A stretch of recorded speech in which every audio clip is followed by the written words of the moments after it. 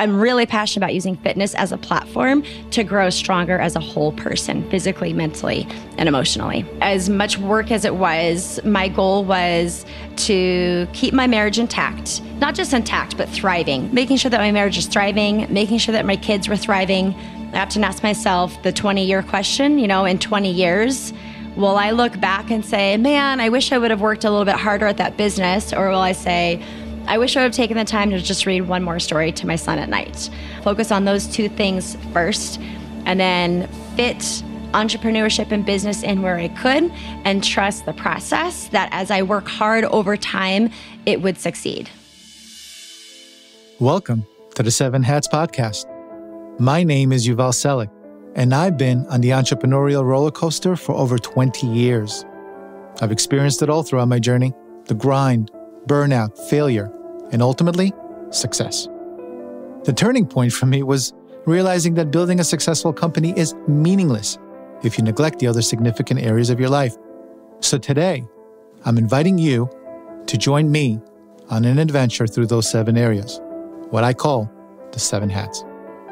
Every week, my guests and I will drop valuable insights and pearls of wisdom, helping, motivating, and inspiring you to get your 7 hats in order and deliver real impact with meaning. So let's get going. Welcome, 7 Hatters. In today's episode, we speak with Chantel Oakley as we explore hats 1, 2, and 4, the soul, athlete, and entrepreneur, as we dive into a world of holistic wellness and mindfulness. Chantel is a highly respected certified personal trainer, group fitness instructor, and wellness coach with over 10 years of experience in the fitness industry. She has helped countless of individuals overcome obstacles, achieve their fitness goals, and cultivate a healthy, balanced lifestyle. What sets Chantel apart is our holistic approach to wellness, focusing on the mind-body connection and the importance of addressing all aspects of one's life. Chantel's journey to become a wellness coach was not without its challenges. She had to learn the hard way after experiencing a crash that left her physically and emotionally drained. But through her determination, resilience, and her faith, Chantel was able to rebuild her life and emerge stronger than ever before. So if you're ready to learn about the power of holistic wellness and mindfulness and how to achieve true wellness from a fitness expert who has been there, let's welcome Chantel Oakley to the 7 Hats. Chantel, welcome to the 7 Hats. Thank you for having me. I'm excited to be here. You're excited. I'm excited to speak with you on a topic that is near and dear to my heart, because today we are going to be discussing hat number 2, the athlete, the health and fitness hat. And I think it's timely, right, as we enter a new year, a new you moment in our journeys. And I'm sure we're going to touch upon some golden nuggets, that will inspire our 7 Hatters to take hat number 2 seriously as they strive to achieve success in their business, but I think even more importantly, find true fulfillment in their lives, right? But before we up-level our fitness IQ, the 7 Hatters, I'm sure, are curious to learn more about who Chantel is.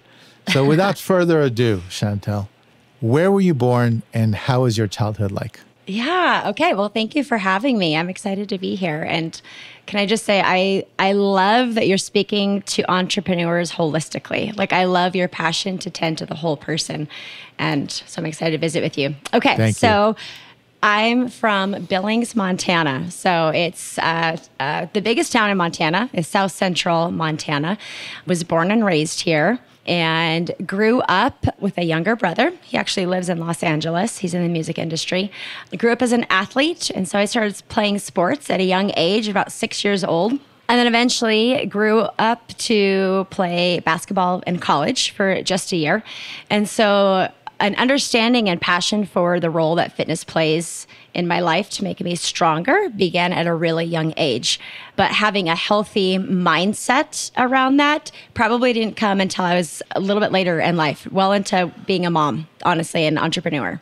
Nice. So what did your parents do? So my dad, when I was younger, he owned an auto body shop. So an auto body repair shop. My mom was a stay-at-home mom.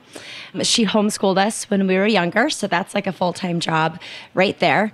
And I grew up in rural America. So I didn't have access to a lot of resources. I grew up in a period of time where honestly, there weren't a lot of opportunities for girls in sports, especially where I lived, because we had a smaller population.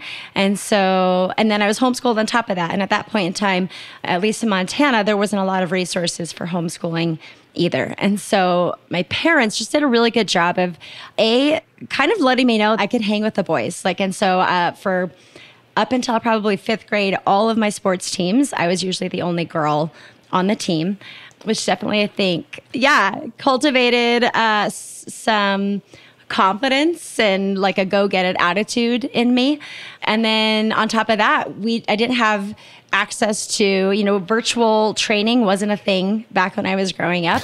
There weren't a lot of resources. And so a lot of it was training on my own and kind of figuring it out. And my parents were always really great about helping us kind of figure out, like, where do you want to go? What do you want to do? And how are you going to get there? Something I'm really thankful for. And who got you into fitness? Was it you, or was it like your dad that just got you into sports? Yeah. How did that come about? Yeah, so sports was just kind of always something that I did. I remember playing t-ball. I think I was in kindergarten. I was horrible. I was awful. I honestly wasn't very coordinated up until about fourth or fifth grade, and then something clicked in me that I thought, I think if I worked at this, I could be pretty good. And I did get pretty good at sports. Fell in love with basketball, played basketball up through my freshman year of college, got another opportunity to pay for my schooling. Graduated college, my husband and I got married young. I think I was 20 when we got married. Yeah. You met in college? Yep. We met one summer in college and got married young, started a family young. And when we were first into, early in the years of having a family, I just needed something to help make some ends meet financially. And I had a passion for working out. I've been around a lot of sports. So I had wanted to be a coach. And my dad was like, hey, have you thought about being like a fitness instructor? And so I went to our local YMCA and I had a friend that worked there and it was just like, what would it take to do this? And she said, well, honestly, with your background, there's not too much we'd have to do. So let's just start training you. And I quickly began to see that a fitness instructor, I like to call myself a fitness coach. It's coaching, but just in a different format. I had wanted to coach basketball, but that just didn't work out. And so this was another way to coach. And then I quickly began to realize that what fitness really is like a platform or an entryway into growth. Because I began to see people who allowed me to come alongside them in their fitness journey.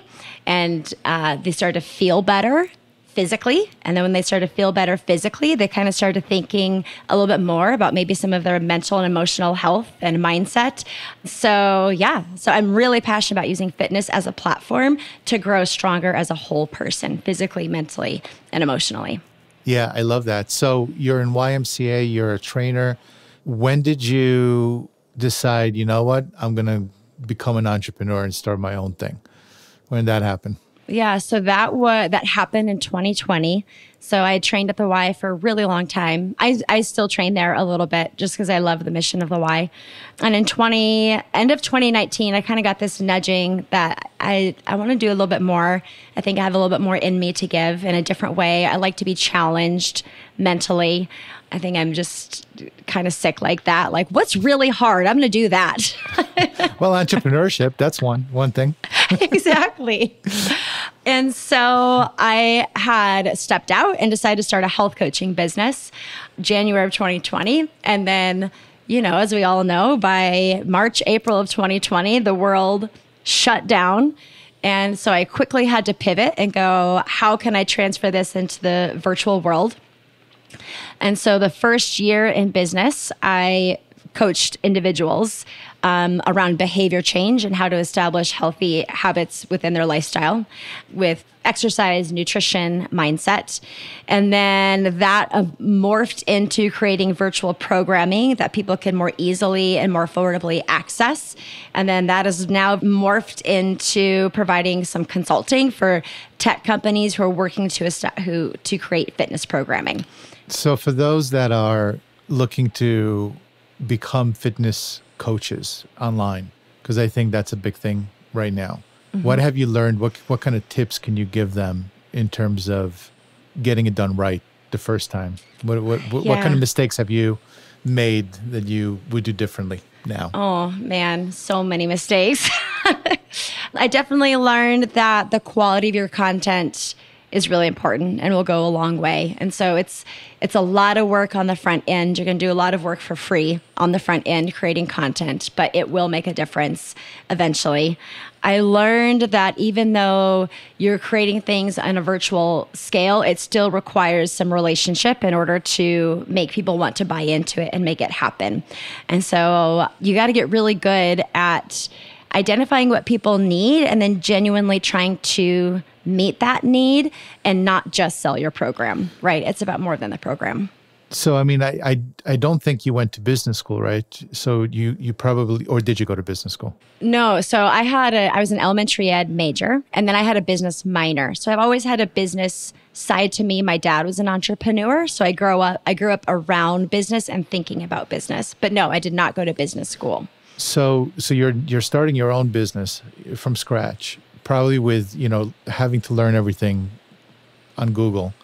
So what did you do? What was the first thing you did? How did you get, the marketing done right? How did you reach your first customer base? I think I want to dive a little bit deeper into what it really takes to start a business from scratch when you don't know how to start a business from scratch, right? Yeah. So a lot of it took first establishing who do I want to be as a business owner? Like, what do I want my business to be about? For me, that kind of had to be like my North Star. It was really important to me that I don't have a business that's just about losing weight or just about the aesthetics. I wanted it to be about everything. And so that was kind of my North Star. So then it kind of began this process of filtering down from there, and everything I'm doing, how does it fit under that North Star? And so the other thing that I wanted is I wanted to figure out a way to work smarter, not harder. So how can I create opportunities and programming that will maximize my time and I can reap some financial benefits? And then if I want to, on a local level, in a more personalized way, I have the freedom and time to work with individuals or organizations to help them develop some programming. The marketing piece, man, it's just been hard. Like, I just feel like that's been my brother, who's in the music industry, has a great mind for that. So he was an excellent resource. And one piece of advice that he gave me was, he said, find someone who's kind of doing what you're doing, but's further down the road and they've done a good job with it. Yeah. And then just kind of use them as kind of like a guide for how things should look and what to do. So not that you're copying someone, but in a flattering way, it's okay to be like, hey, you've got it right, and I'm going to kind of try and follow in your footsteps. Yeah, it was a lot of mistakes. Marketing, I feel like, has been a challenge that I've had to figure out.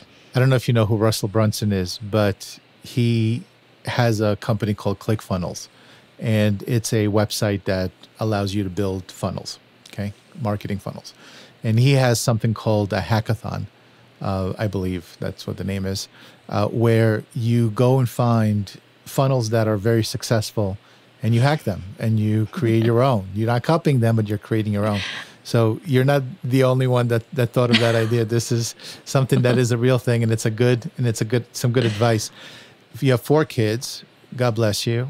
And I can't even keep a plant alive, and a husband. Tell me about kind of the journey of starting a business with 4 kids and a husband. What was the support like? What were the challenges? What kind of advice would you give solopreneurs who are starting their own thing and having a family at the same time? Yeah, it was a lot. I can look back on the first couple of years and I'm like, how the heck did I do all of that. My husband's incredibly supportive, really encouraging. He's also, has a great job. So it helps that we weren't solely relying on my income. That gave me a little bit of freedom, which I'm really thankful for. It was a lot of juggling. It was what I told a friend recently. I said, I realized that I can't be getting everything done with business and everything done at home and as a mom. It's either I can get everything done with business. I'm always making sure to engage my kids. That's my first priority. And then the house is just going to have to fall apart. Or the house stays in order and I'm engaging with my kids, or I'm getting behind on business stuff. And just kind of accepting, like, that's just kind of how it is. We can't totally have it all, and that's okay. But in the midst of it, as much work as it was, my goal was to keep my marriage intact. Not just intact, but thriving. That was really important to me. And so that was kind of a filter. Like, if something was going to get in the way of that or put that at risk, then I wasn't going to pursue it, because I always tell my husband and our family, like, that's my first dream, and I'm going to stick with that. And I'm going to trust that when I tend to that first, that everything else will fall into place. And so making sure that my marriage is thriving, making sure that my kids were thriving. I often ask myself the 20-year question, in 20 years, will I look back and say, man, I wish I would have worked a little bit harder at that business? Or will I say, I wish I would have taken the time to just read one more story to my son at night? And so that was always my goal. Focus on those two things first, and then fit entrepreneurship and business in where I could, and trust the process that as I work hard over time, it would succeed.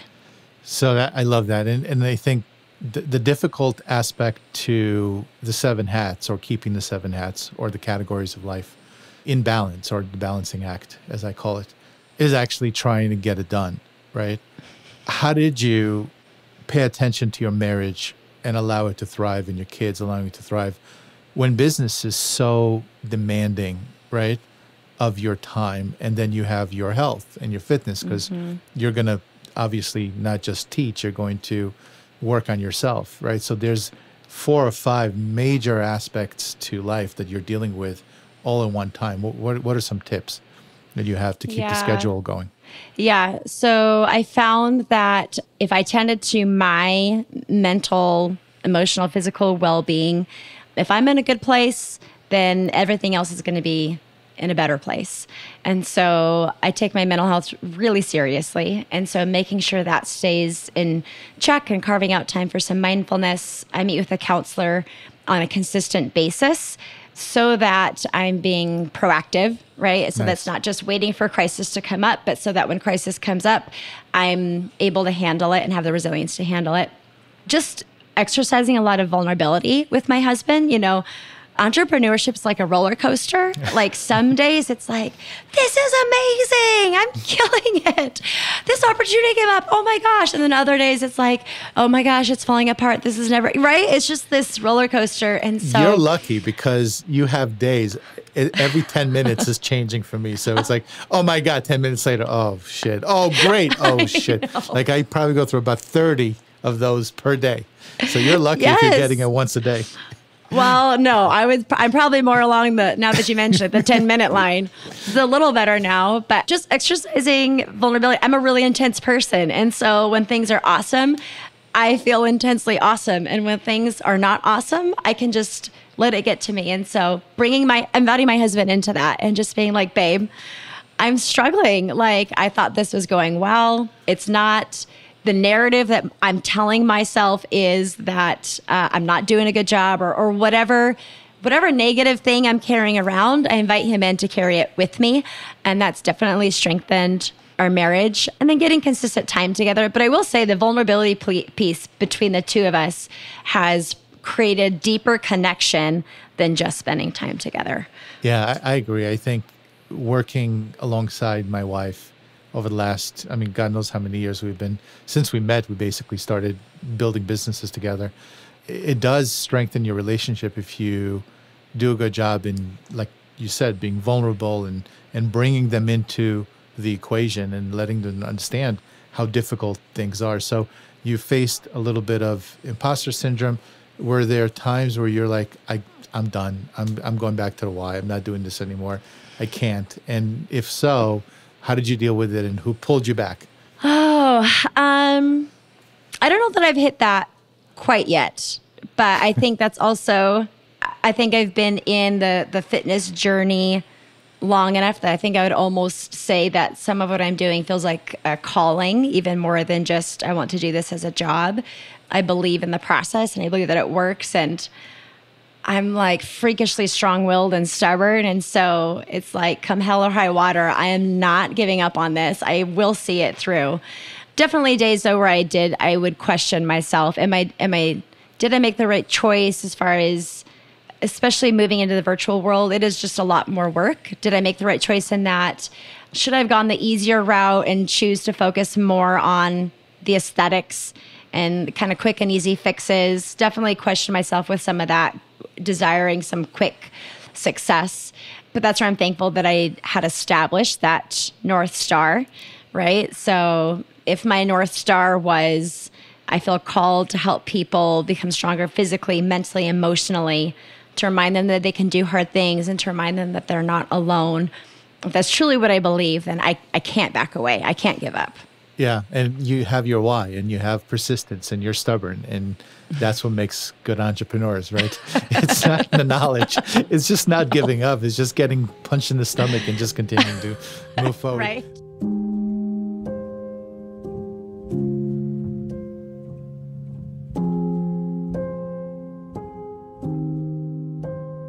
So you said that you're a student of your own weakness, right? And I think that's an awesome statement. But, weakness is oftentimes overlooked, right? As we get busy, being busy. I think that in order to truly understand our weakness, we must find time to reflect and study alternatives that identify the fact that we even have weaknesses, right? So what were your weaknesses, number one? How did you identify them, number two?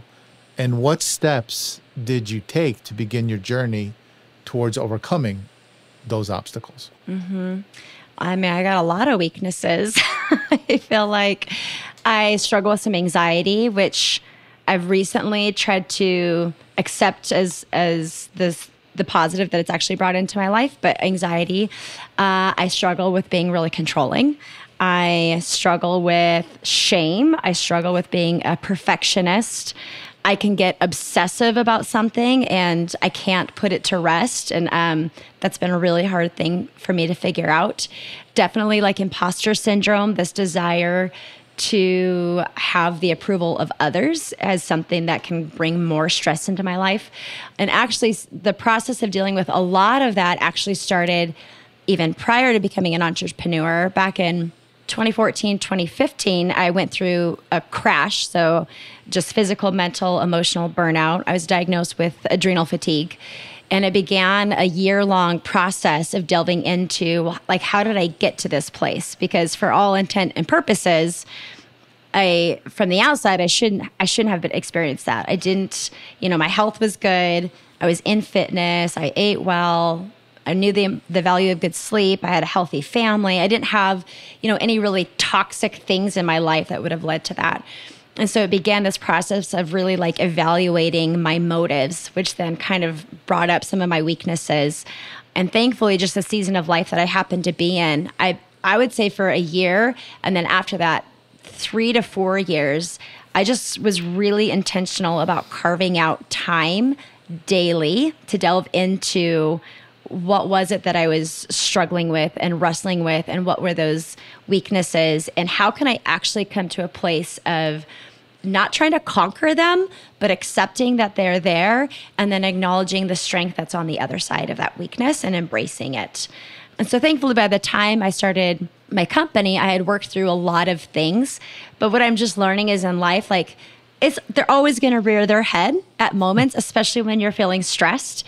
And so it's more a matter of, my counselor she just calls it like exercising your mental and emotional muscles. So how do I exercise those muscles so that when that does rear up, I have the tools and the resources to just know how to handle it and deal with it and not let it send me spiraling, or I call it hijack me mentally, and to develop resilience essentially. It's interesting because the reason why I brought up your weaknesses, and one, you speak about them, which is great, and that's being very vulnerable to your tribe. But I'm on a mission to help entrepreneurs understand that they're normal by being who they are and having the same issues you're having, right? We tend to look up to individuals who are successful or so-called successful in business or in life. And the persona that they put forth on social media and elsewhere is that of perfection. Look at my family, look at my jet, look at my cars, look at my life. I'm traveling the world. I'm doing this and that. And I think it's hurtful to entrepreneurs to latch on to that image and then look at themselves in comparison and then beat themselves up and go into trauma over that, right? So when I interview my guests, I would say 100% of my guests all have imposter syndrome, all have anxiety, all wanted to give up multiple times, all had stress, right? Myself included. And I've been in business for many, many years. I don't even want to remember how many years now, but it happens and you can't get rid of it. That's the thing, is that it's normal to live life as life presents it to you, right? So that's why I love what you're doing, because you are taking that holistic approach and you're also saying, look, I'm not perfect. You're not perfect. Let's do our best together, right? And that's your message, and I love that. My spiritual teacher, Atma, and I spoke about the ego in an earlier episode of the Seven Hats. And of course, you probably know how relenting the ego is towards thwarting success, right, in every area of our lives. But I think especially health and fitness, his antidote to the ego is humility. Tell us your thoughts on the ego and humility, and what has your experience taught you over time on how to control that monkey mind, that voice inside your head? Yeah.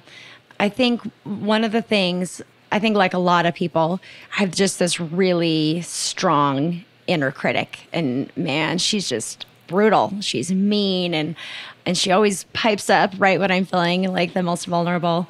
And one of the things that a goal of mine one year was to tame my inner critic, because it would just mess with my head, and it would get in the way of my relationship with my husband and get in the way of how I parented my kids. And it would get in it would take up mental margin that I could have been using for more productive, better things. And so one of the things that my counselor encouraged me to do was to befriend my inner critic. And she followed that with a story. She said that she had a client that played volleyball. And this client had shared that, and I didn't play volleyball, so I honestly don't know that much about volleyball, but she kept doing something wrong in volleyball, and the ref just kept calling her for it. And her coach told her, he was like, here's what I want you to do. I want you to go, at halftime or whatever, whenever the breaks are in volleyball. People that play volleyball are going to listen to this and be like, Chantel, just learn a little bit more about volleyball. But I want you to go. He's like, I want you to go and befriend the referee. And I just want you to introduce yourself. And I just want you to thank him for what he's doing. And I just want you to move towards him. And so she did. And then she found out that in the second half of the game, he just wasn't quite as hard on her. And my counselor just pointed out, she said, usually our inner critic is protecting something inside of us that we deeply value. And so she said, when that inner critic pipes up, she said, I just want you to ask your question, like what is the value in that moment that your inner critic is trying to protect?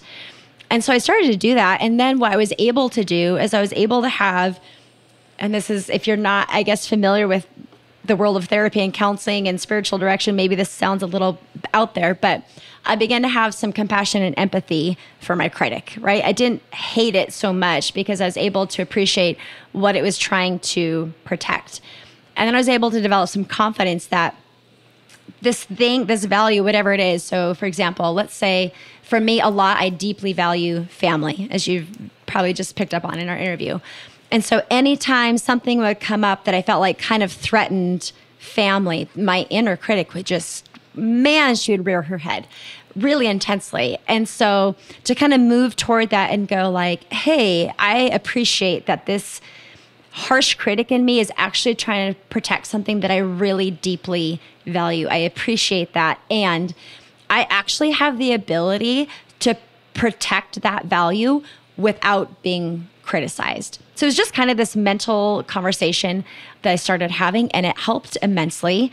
It helped me to develop a level of acceptance around my weaknesses and just to know that I have nothing to prove, right? Like I'm wholly seen and wholly loved by my family and my friends. And for me, my faith plays a huge part in that. And if that's the case, I'm like, what do I have to lose? I'm a hot, controlling mess sometimes. And let's just laugh about it because it's probably not going to totally go away. And that's okay. But I can sure try to do different next time. Yeah. I often tell my wife, and she abuses me for this, and because she's like, you don't care about what anybody thinks. And I say that I don't really care what anybody thinks. It's not that I don't care what anybody thinks. I care about people and I care about what they think. I just don't care about what they think because it's not between me and them, right? If I wake up in the morning and I do 100% of my capacity, right? It might not be 100%, but it's 100% of my capacity. And I get up every morning and I strive every day to be better today than I was yesterday. It doesn't matter. It's between me and God, and that's it. It's not between anyone else. And if somebody doesn't like it, well, they can turn the camera on themselves and look at their issues because they all have issues. And people like to, especially on social media. I mean, it's really, really for younger kids, it's horrible right now. I don't know how they do it. If I had social media when I was growing up, I don't know how I would do it. It's insane what kids have to go through these days. But they have to learn the power of, I'm doing my best, screw the rest of you, right? I'll listen to you. And if I think that it's something that I can adopt, I will. But otherwise, I'm not going to judge myself based on your insecurities and your issues. Because the ones that are blaming you, they're the ones that are most insecure in the first place. So you got to look at it that way. And I love what you're saying about that. I 100% agree with you. Yeah, I love that. So we have a 24 hours in a day, you, me, Elon Musk, and we make choices to focus on certain things throughout the day. Health and fitness is not necessarily at the top of entrepreneurs' mind in the morning when they wake up. In your opinion, why would an entrepreneur make fitness a priority? Why should they?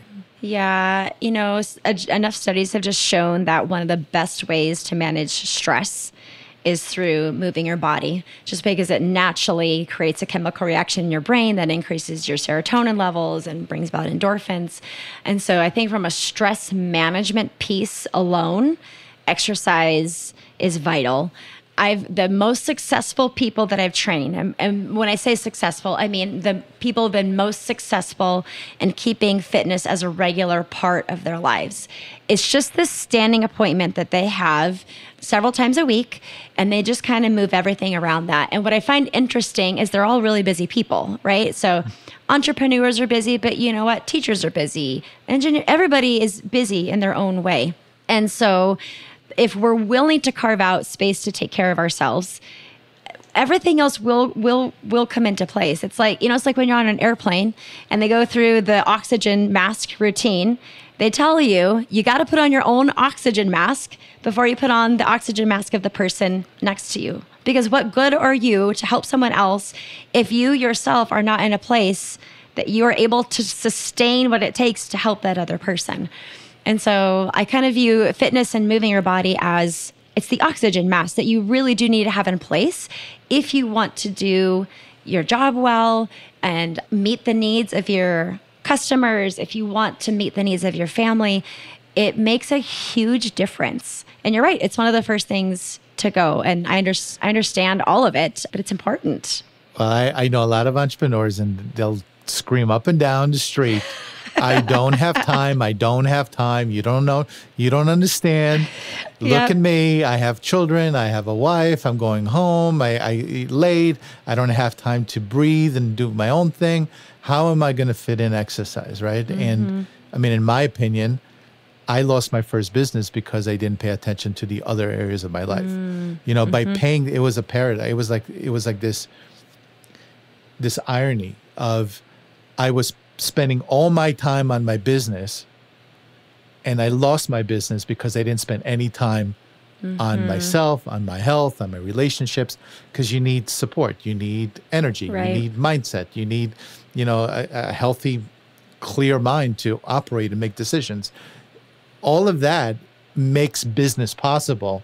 And the funny thing is, when people pay attention, and it's not just business, if you pay attention only to your health, other parts of your life are going to fall apart. 100%. If you pay attention all to your marriage or your relationship, you got to have a balancing act. So what are some tips for the most busiest entrepreneurs, right? The ones that will tell Elon Musk that he's got nothing on them. What would you tell them they could do to pick up an hour or so to get fit? Yeah. So one of the things that I found just in my experience as a coach, my personal life, even my education, is the biggest deterrent to consistency and sustainability, really in any sort of healthy habit, but especially in fitness, is something called the all or nothing mindset, which I feel like to some degree, entrepreneurs, I think everyone struggles with it, but I think entrepreneurs are this special breed of like go-getters that can struggle with this. And so all or nothing thinking will be like, I either need to do this ideal, perfect way that I want to do it. And if I can't do it that way, then what's the point? And I'll see it a lot right around January 1st. People will get these massive goals for health and fitness and weight loss, which is great. But they'll create a plan that is just destroying their body. February 2nd, they're done. They're on their couch eating potato chips. They can't sustain it. And so one of the biggest, most successful ways I've found to help people work against all or nothing thinking is what I call a just do something mentality. And so what I encourage people a lot of times to do is, hey, sit down on a Sunday, take 30 seconds, look at your week and go, how many times this week could I commit to moving my body? Like, just start with moving your body. It doesn't need to be some really amazing next level fitness program. Just commit to moving your body. How many times could you do that this week? And then how much time on those days, how much time could you, if it's only 10 minutes, that's okay, because it's something, and something is better than nothing. And so I'll encourage people to first establish, like, what do you know you can do?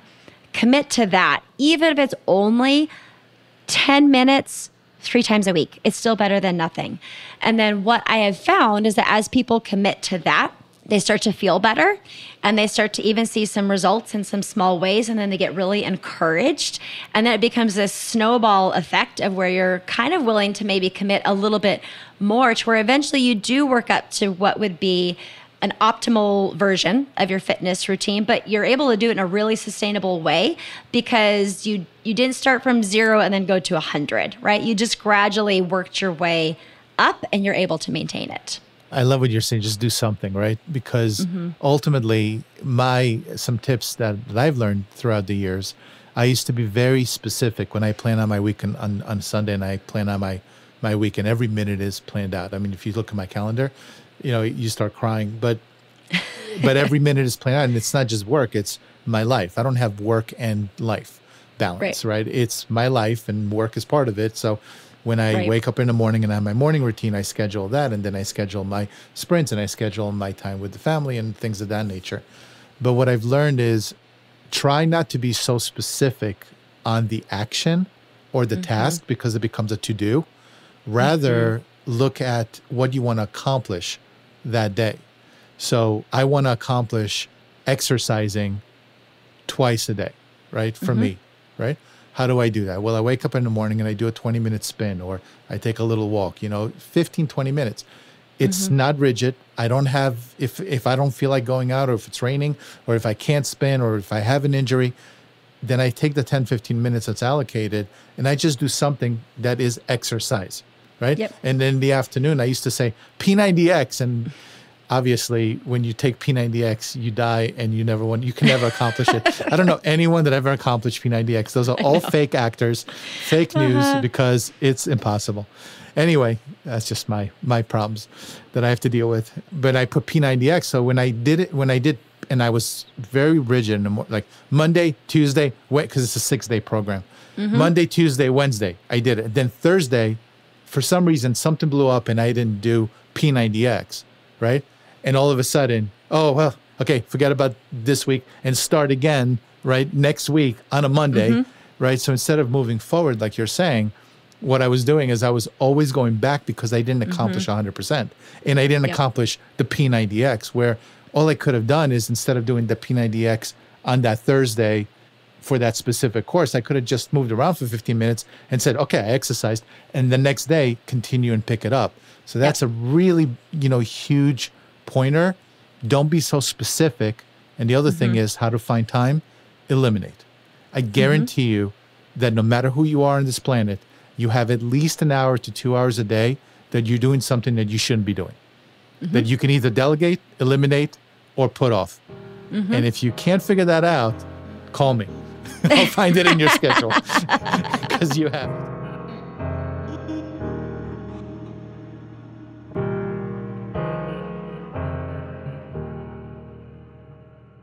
We hear a lot about holistic health, right? Or having this holistic body or mind. What does holistic mean to you? All right, and what have you learned from your past that helped you achieve what you so-called holistic health? So holistic to me means, all encompassing, well-rounded. I like to think of it as, it's so easy as I think humans, we love for things to be, especially in America, linear. I do this, and then I do this, and then I do this, and then I do this. And the holistic process, my husband actually was meeting with a counselor and he just gave the best visual. He said it's circumferential. And so imagine it's a circle and you're in the center of this circle. And at some moments, you're going to work on this piece of the circle. And at some moments, you're going to work on this piece of the circle or this piece of the circle. So it's not like you do a step at a time. You're just kind of addressing it all in a, at the same time, but not in a way that's overwhelming, right? Just in a way that we're aware. I wouldn't say that I necessarily grew up viewing things in that way. I probably grew up with my family's intense, I'm intense, and we kind of like leaned into the intense. And so I probably grew up with kind of that 0 to 100 mentality more so. Yeah. And when I went through a crash and just felt miserable, I mean, I was getting sick constantly. My anxiety was spiked. And then there's also some depression in there. And I was having issues with blood. I mean, it was just, I was a mess. And, it knocked me on my butt. And when you get knocked on your butt, you can either choose to stay on your butt or you can go, why am I on my butt? And what do I need to do to get up? And what will I do differently so that I don't get knocked on my butt again? That piece I did get from my family, just a really strong sense of grit and some resilience. So yeah, I wouldn't say that I grew up thinking in a holistic manner. That was a result of, burning myself out and running myself into the ground and going, I don't ever want to do this again. So what do I need to do differently? I hear you. It's funny because we're recording this episode in basically December, beginning of December. It's November 30th today. So around this time, we speak about habits, right? New Year's resolutions, new you, new me. I'm curious as to the one habit, because there are many habits, and I'm sure you have a lot of them, but the one habit that you would attribute to your current success, what is that? The one habit. That's hard. When you're a person of habits, it's hard to narrow it down to the one habit. When I was thinking of that, wow, well, what would I choose? Yeah.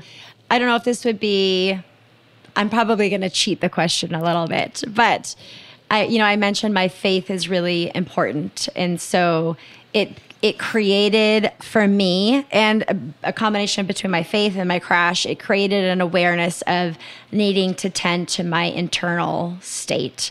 And so probably the one habit that I couldn't get rid of that I do think has helped me do well would be just practicing some mindfulness and gratitude. Actually, gratitude. I would say practicing gratitude. I think for me, if I'm practicing gratitude, I'll stay in a good place internally. And if I'm in a good place internally, the external will figure itself out. I love it. And how do you sustain long-term discipline with habits? Do you have any tricks? Yeah, I heard this really great definition of discipline a while back, and it was choosing what you want the most over what you want right now. And so a lot of times when I'm faced with a decision that requires some discipline, I will take a step back and I'll go, okay, what do I want the most? And then just making the choice to choose what I want the most. When you think of it that way, there's a lot of freedom in it, as opposed to being bound to these certain disciplines or rules or boundaries, right? It's my choice actually to free myself up to get what I want, essentially. And so if I want to be strong physically, right, and to have good health, I'm going to choose to move my body, and I'm going to choose to eat well. I'm not going to beat myself up over I love chocolate chip cookies. I'm going to have them, right? I'm not going to not have them, but I'm not going to have them multiple times a day, every day. That's not going to help me reach what I want the most. If I want a marriage that is loving and kind and gracious, then I'm going to choose things that are going to help me to be loving and kind and gracious so that I am that way towards my husband. I'm going to choose to spend time with him over probably almost any other person first, because I want my kids to have a mom and dad who love each other and take care of each other. So yeah, choosing what I want the most over what I want now. I love it. I'm not going to touch too deeply into this because we can have another hour discussion on nutrition, but there's so many plans out there, and you want to call them diets, but different plans. Everything from the extreme lion diet, where you're eating just steak and water and salt and nothing else, all the way down to the sad diet, the American diet, where you're eating nothing but McDonald's and Wendy's and pizza, right? Pizza Hut. What have you learned over the years about being specific into a diet? Because it can get religious. It's in some, in some circles. You don't want to get a vegan and a vegetarian together, or a vegan and a lion. Forget it. I mean, they'll kill each other. In your take, is there a specific plan that works better than others? Is it based on the individual? What's your take on nutrition?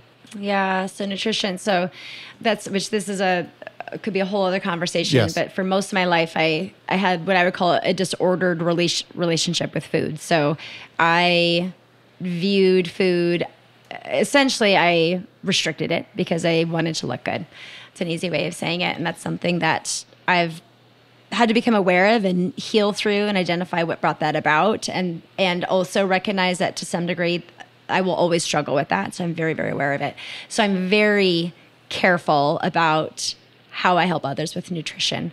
And so generally I focus more on the mindset around nutrition. So what's the purpose of it, right? So we need it to fuel our body. We need it to give our body energy.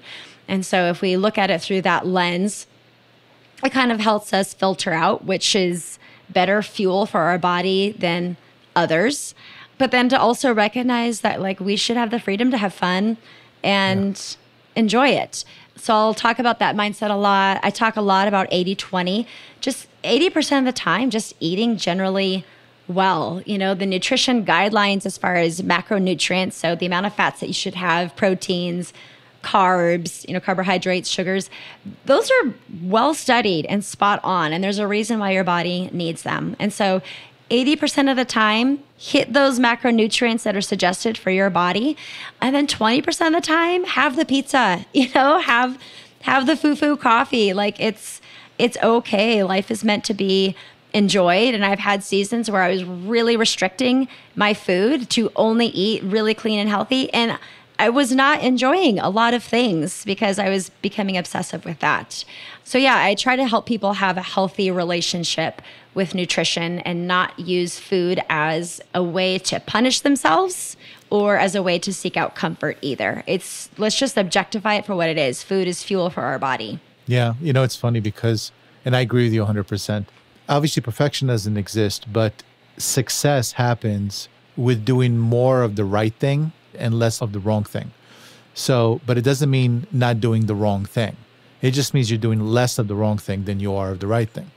Mm-hmm. So in essence, I can go on a very restrictive keto diet for 3 months, 4 months, lose a whole bunch of weight, feel great, and I'm a foodie. You're not going to take bread away from me because I'll just die right now. I don't need to even, there's no point in not having a croissant or a bagel or a donut.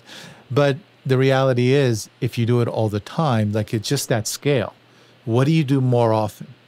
If you're eating sensibly whole food more often with less packages from the store, so the outer aisles, you're going to do better, even if some of the times, even once a week or twice a week, you're cheating or you're eating things that just make you feel good, right?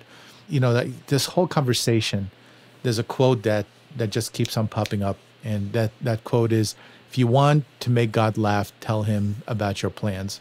And it just comes up. It's like every time you try to do something perfectly, every time you try to achieve some success because you think you have to achieve it by a certain formula, A plus B plus C, God's going to be laughing at you because you ain't going to do it. It's not going to happen, right? Yep. There are very few people in the world that can be that disciplined, like Goggins, for instance. I don't know if you know who he is, but this guy's just crazy. He's just one out of a billion that can go and just kill it every day. And I don't know if that's true. I don't know what he does in his personal life. I mean, that's his persona. Right. That's his image.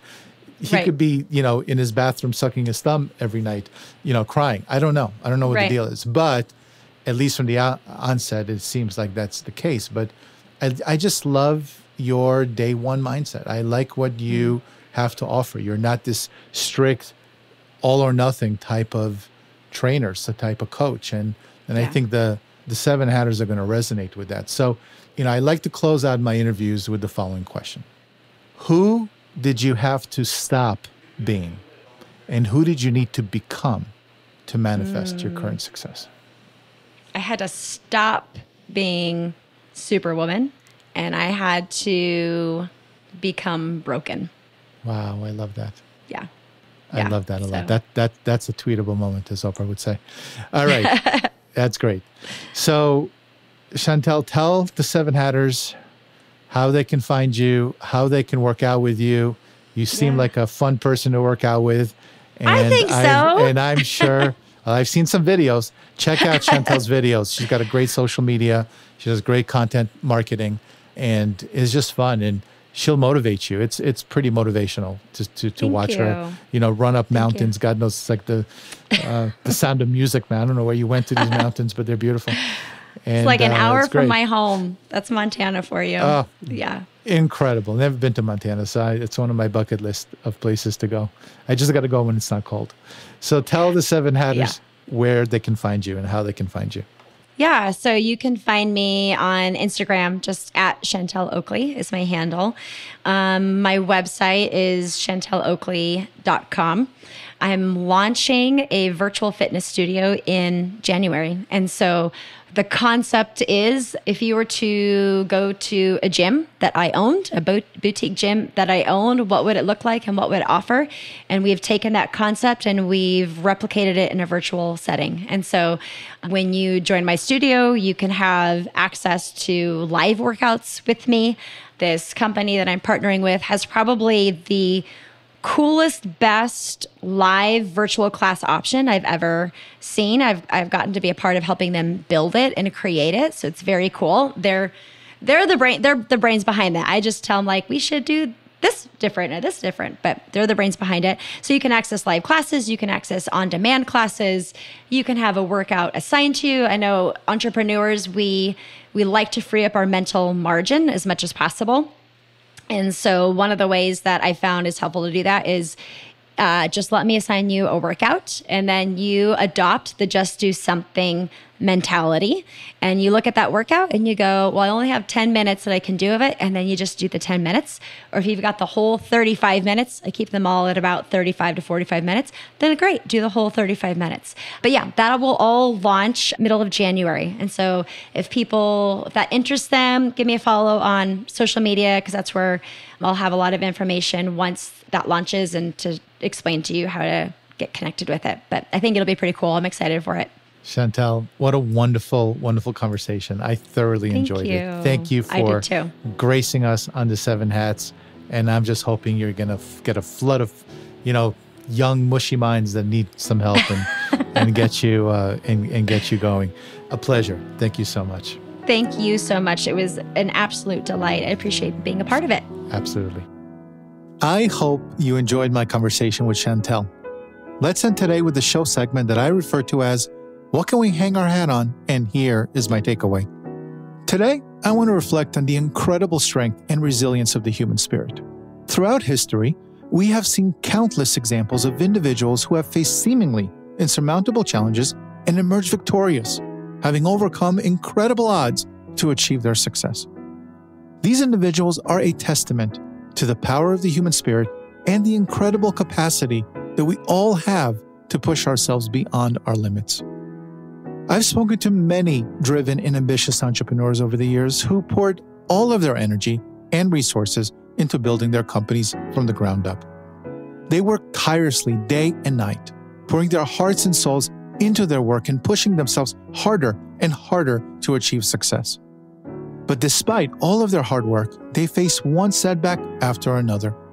From black swan events to market crashes to internal company challenges, it seemed like something else would knock them back down every time they made progress. These stories are of entrepreneurs who worked themselves to the point of burnout, sacrificing their health and well-being for the sake of their business. But the truth is, neglecting our physical and mental health will only hold us back in the long run. And so as these entrepreneurs continue to push themselves day after day, week after week, even when it seemed like everything was stacked against them, they figured out what Chantel teaches us. And that is entrepreneurs who prioritize their health and wellness, understanding that a strong mind, body, and soul are essential to achieving long-term success as a holistic individual who recognizes that taking care of themselves is not a luxury, it's a necessity, especially if they want to create a life that is rich and fulfilling in every way. And slowly but surely, the ones who crashed and hit rock bottom understood that when they prioritized their health and wellness, they became better equipped to handle the stress and uncertainty that come with running a business. To those who know my story, I was one of those entrepreneurs who hit rock bottom, only to realize that success is not based on accolades, financial rewards, and material achievements. Success is a lifelong journey of cultivating a mindset of discipline and determination to work on our 7 hats, which will carry us through even the toughest of times. So let's strive to fill our cups so they overflow with love, passion, and joy, enabling us to make a lasting impression on those around us. I want to thank Chantel once again for joining me so that we can all benefit from her wisdom. And until next time, if you found this episode helpful, please hit that subscribe button and tell other entrepreneurs out there what value you received from it so that we can all attract even more high-quality people into our 7 Hats community. So, for now, I will bid you farewell and success on your journey. And until next time, my name is Yuval Selik, and I tip my hat to you.